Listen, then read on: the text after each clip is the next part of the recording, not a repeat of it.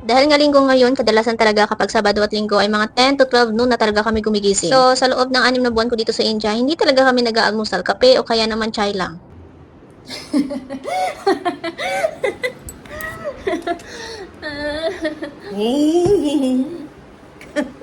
चुप चुप के देख रही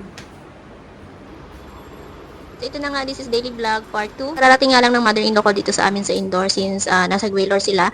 Since ngayong araw na to, ipapakita namin sa kanya yung mga ibang bahay na mga binibenta o mga available na lupa for the house, pepatayo namin, ganun. Since malaki talaga yung ambag ng mama namin kasi minsan pag bumibili o may bibilihin kami na mamahalin o malalaking halaga or investment talaga namang sa kalahati ay yung mama talaga namin yung nagbibigay or nag-aambag. So, ayan, nagtimpla na nga lang ako dyan ng kape para sa lahat at napagalitan pa nga ako ng mother-in-law ko dyan kasi naman yung kutsara ba naman ay after kong tikman ay sinawsaw ko ulit sa kapihan. O, ito na nga uulitin kasi maarte naman talaga kami.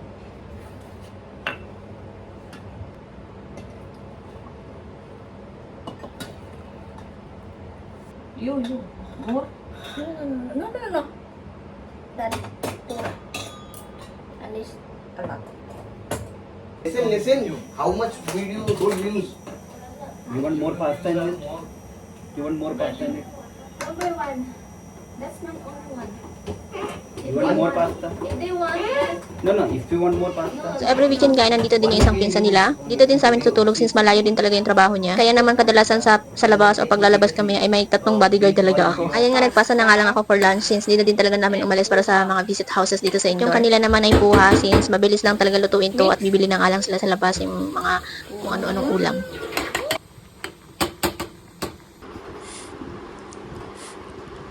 The carpet. We have puha. See?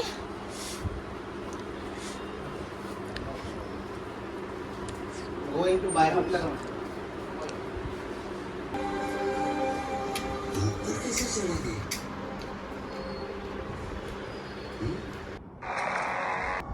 PBB. Next is I need to put sunscreen since it's too hot outside. Dalawa sunscreen from Philippines.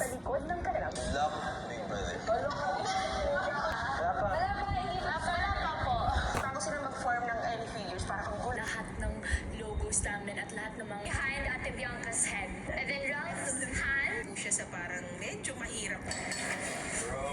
We can memorize all now. We can Yun din yung isa sa mga pinangahawa.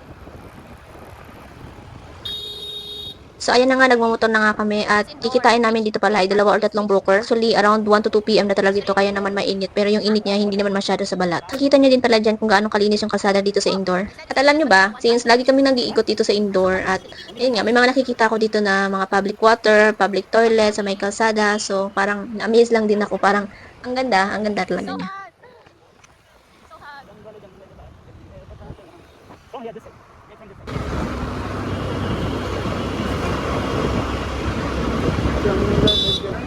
I know some letters.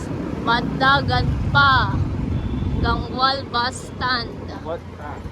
Via Bunny. I thought you read Hindi. Little bit. I thought you read Hindi. Then I see written in English. Mom and Zoom is here. Look how hot is this. Orlando. There's a public school. Wow. All houses here? Oh, not same in the other side.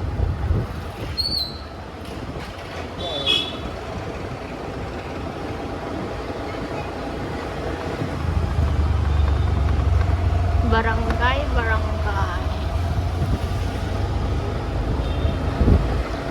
Wow. Wow, we're almost. Ouchie. Ouchie. Ouchie.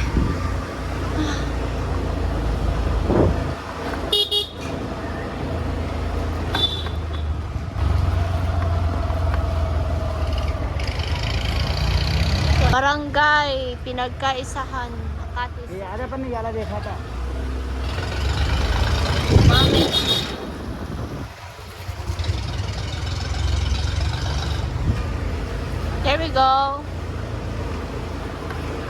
This is the one you see na video. Ah, yeah, yeah.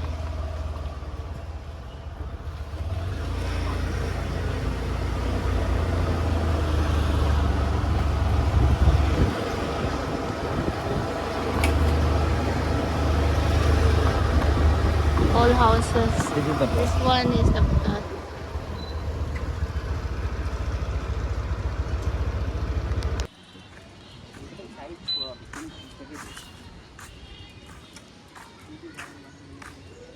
this plot.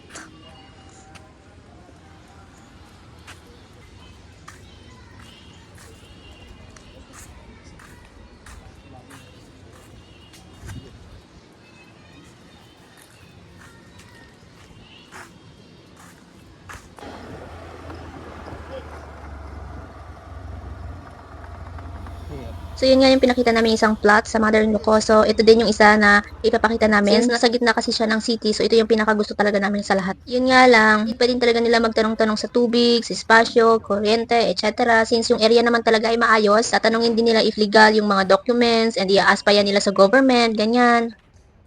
This area is so good. Okay.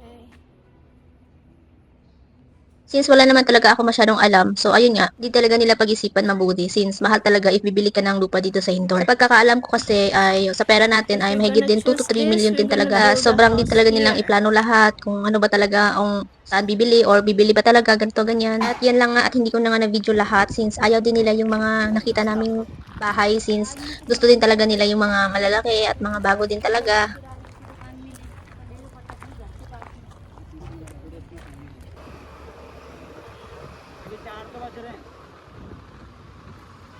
Ayan na nga, pauwi na nga siguro kami dito. Makikita nyo dyan. Yan yung daan ng Indore. Yan yung kalsada ng Indore City. Tingnan nyo naman yan. Actually, ang Indore talaga, hindi naman talaga tourist spot. Since wala naman kasi mga fort or ano pa man, kumbaga parang Manila lang din. Maganda talaga yung Indore. Kasi kahit i-google nyo pa yan, what is Indore, makikita nyo dyan, mababasa nyo dyan talagang pinaka-cleanest city talaga sa India. For almost 8 years na.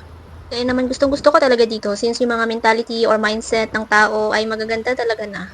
More on kasi andito na lahat, coffee shop, resto, Indian, Chinese, Japanese, resto, all of tapos that. Mga pasyalan, mga malls, ganyan. Talagang marami kang pwedeng i-hangout dito. Arya, look at the bus. Welcome to India's cleanest city, Indore. Oh, see, there's a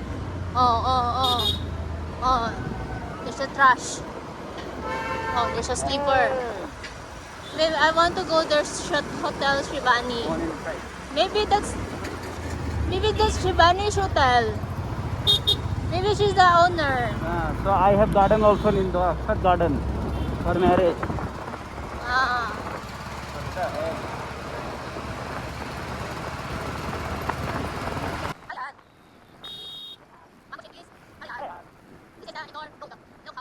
So yun lang, please subscribe my YouTube channel guys. I'm new here. Thank you for the support and thank you for watching. Sa police. Here no allowed 3 person in the bike, right?